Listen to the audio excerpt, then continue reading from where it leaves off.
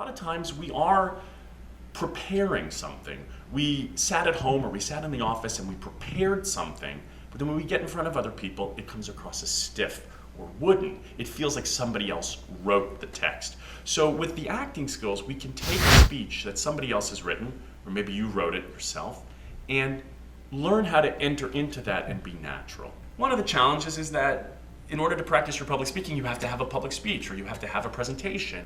In this case, there are these great speeches throughout history that people have read in school or they've read it on their own or something, and they've always wanted to say it. I mean, who hasn't thought about being Lincoln at the Gettysburg Address or Martin Luther King delivering I Have a Dream?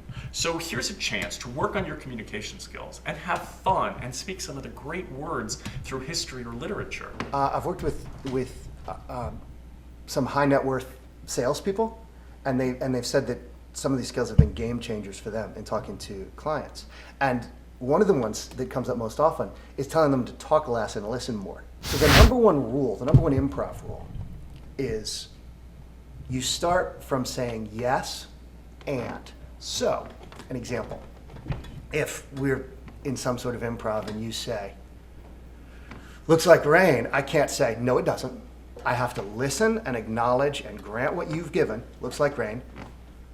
Yeah, I sure wish I'd brought my umbrella.